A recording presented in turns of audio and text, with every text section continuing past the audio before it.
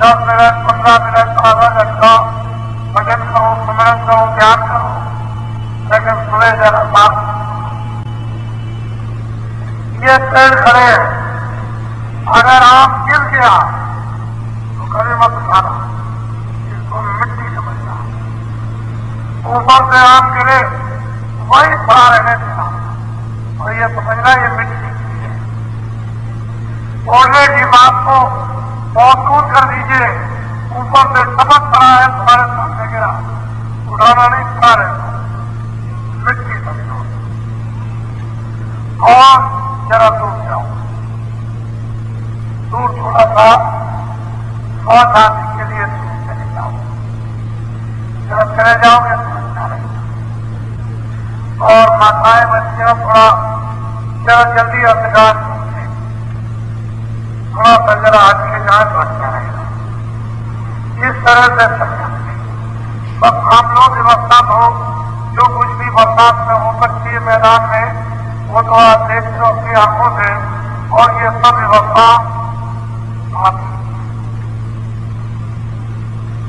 वो कोई मेरे व्यक्ति विशेष की व्यवस्था नहीं है, जनमानव समुदाय की व्यवस्था है।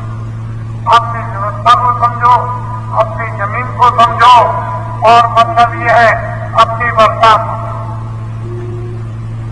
सब अपना जब समझोगे तो अपने वो क्या है। आनंद मुतबगर एक सबसे मिल करके लोग तो यहाँ के लोग भी कुछ न कुछ शिक्षा कुछ ग्रहण करेंगे, कुछ समझेंगे। भगवान ने उनको भी बुद्धि दी है। प्रार्थना करता रहता हूँ कि गुरु उनको भी दया करो, ये बुद्धि का कुछ उपयोग है और कुछ मानव और प्रार्थना कभी न करें, गुरु स्वीकार करेंगे और जरूर क्या करें। तो मैं आप से अनुमति लेता हूँ और दोनों सबके सब जय गुरुदेव, जय गुरुदेव, जय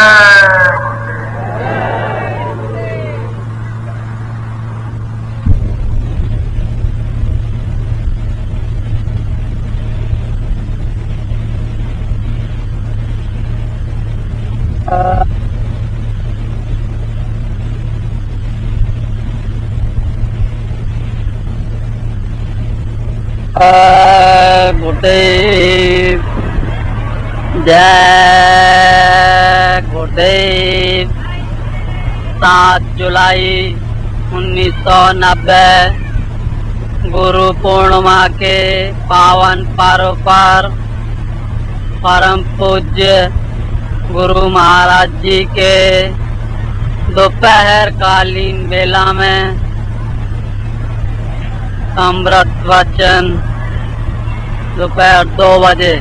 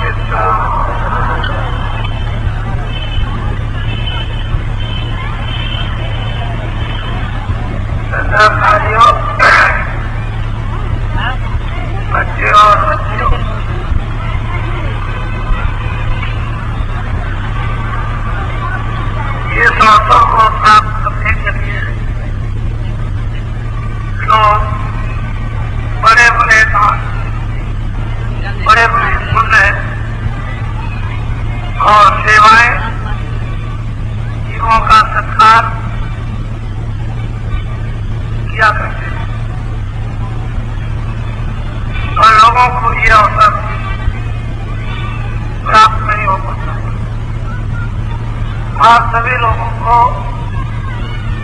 अनायास बिना मेहनत बिना परिश्रम आप थोड़ा ऐसा समझना चाहिए कि भगवान की विशेष दया हो रही है। इस नामदान को प्राप्त करने के लिए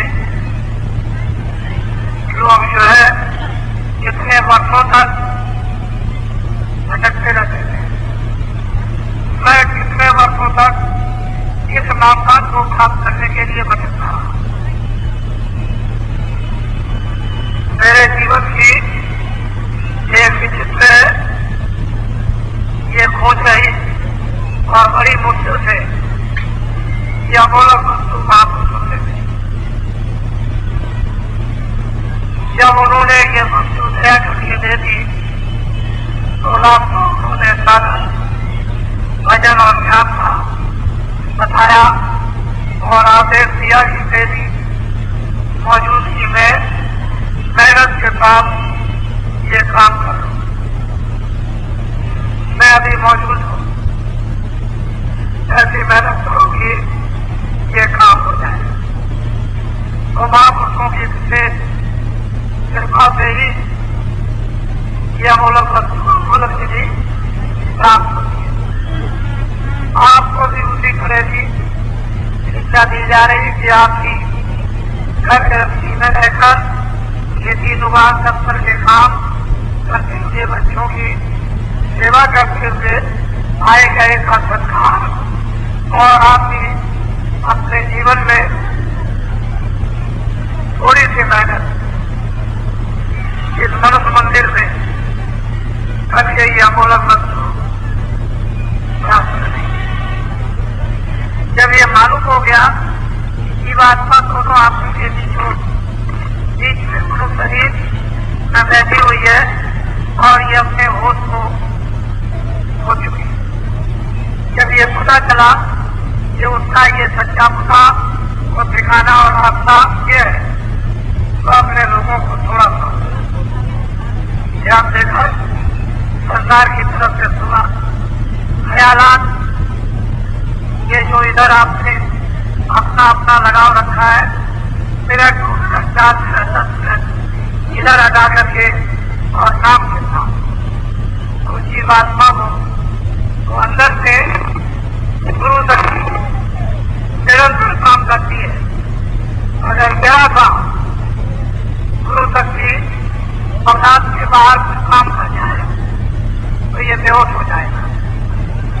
तो आपसे ये कहा जाता है कि आप मेहनत करो और उधर से दया मिलेगी, इधर से मेहनत आपकी रुचि बढ़ेगी, तड़प पैदा होगी। जितनी तड़प पैदा होती जाएगी उतना ही आप उसको बर्बाद कर सकते हो। कृपा से सकती है आप देखा है पागल हो जाएगा। समय समय धीरे धीरे जितना धीरे धीरे करोगे उतना ही रस बन जाएगा और आपका काम होने लगेगा। तो यह आध्यात्मिक विद्या है, ये ईश्वरी विद्या है और ये सबकी है। मैं ये कहना चाहता था कि दोनों आंखों के मध्य भाग से जो जीवात्मा बैठी हुई है 5 अवस्थान इस दंड में अध्यात्म महाशक्ति की छाया का पाता मेरी तरफ से वो इधर और हृदय में शिव और पार्वती की छाया का पाता। शिव पार्वती यहाँ पर नहीं उनकी छाया है और नाभि कमल में ब्रह्मा विष्णु और लक्ष्मी की छाया का पाता है। इंद्रिय द्वार पर ब्रह्मा और पुराण चक्रवर गणेश जी की छाया का पाता। ये सब ऊपर में ब्रह्मा विष्णु महादेव आते हमारा शक्ति ऊपर में उसके सत्यता में बैठे हुए, लेकिन जीव आत्मा के प्रकाश के कारण इन कमरों में उसकी छाया जब योगी योग करते हैं तो दिखाई देती है, छाया का दर्शन होता है। और फिर उसका दर्शन नहीं होता छाया का दर्शन होगा और नीचे से साक्षात प्राणायाम करके पहले के युगों में जब ये जीवात्मा यहाँ दोनों आंखों के मतदान में आए अपने प्रकाश को समेटेगी और समेट करके फिर जब ऊपर की तरफ में ये चलेगी तो नाम की धुनी आवाज देववाणी आकाशवाणी ब्रह्मवाणी अनहद सब इसको सुनाई देने लगते हैं। तो जिस मंजिल को कितने कष्टों के द्वारा आंखों तक पार करना बंधु ने इसको छोड़ दिया, इसको नीचे निषेध कर दिया। कलयुग में साधना नहीं हो सकती, अपनी जीवात्मा को आंखों के ऊपर से ही इसको उठा दो और ऊपर से जो सुनी जो आकाशवाणी देववाणी अनहदवाणी जो आ रही उसी को पकड़ो और पकड़ करके धीरे से तुरंत उसके साथ जीवात्मा को जोड़ो और जब वो पकड़ में आ जाएगी तो फौरन नाम की धुनी पकड़ कर चल जाएगी और जैसे ही ये ऊपर को खिंचाव इतना हुआ कि प्रकाश में खड़ी हो गई। ये प्रकाश सूरज चांद सितारों का पुत्र है।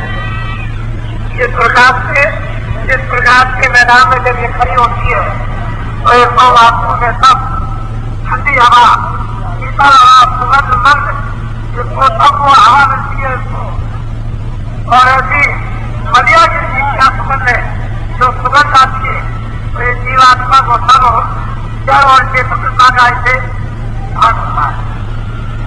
मैं तो एक घर में था हमें चेतनता की हवा में इस वायु में सुगंध मंद वायु में खड़ा हुआ इसको होता था तो ये सोचिए क्यों मतलब बहुत दिनों की यहाँ पड़ी हुई तो किसकी कृपा से महापुरुषों की कृपा उसका ये परिवर्तन हुआ। ये नीचे जो इसकी आंख है नीचे की तरफ में जब इसकी आंख ऊपर उठेगी देवनेश से ज्ञान सबके ऊपर को होगा तो यहाँ जमीन नीचे है और ऊपर की तरफ जाएगी तो जमीन ऊपर है आसमान नीचे। यहाँ जमीन नीचे है आसमान ऊपर है, उल्टा हो गया। उन दिव्य नेत्र के द्वारा ज्ञान चक्षु के द्वारा उस तरफ में ऊपर में जमीन है रहने की, लेकिन ऐसी मिट्टी नहीं है ये जल पृथ्वी ऐसी वायु आकाश वाली और तो मतलब ये चेतन नहीं चेतन। ये मालूम होता है कि मकसद के यानी चमत्प्रमल गति होंगे इतनी मुलायम वो भूमि है और जम जम जम उस प्रकाश से किस तरह से चमचमा रही है वो उल्टा ऊपर जमीन नीचे आसमान, अभी नीचे जमीन ऊपर आसमान तो उल्टा हो गया। इन आंखों का आसमान ऊपर है जमीन नीचे है, लेकिन जब आसमान खुल जाएगी तो जमीन ऊपर हो जाएगी आसमान नीचे हो जाएगा। जब आंखों के ऊपर चलेगी ये जीवात्मा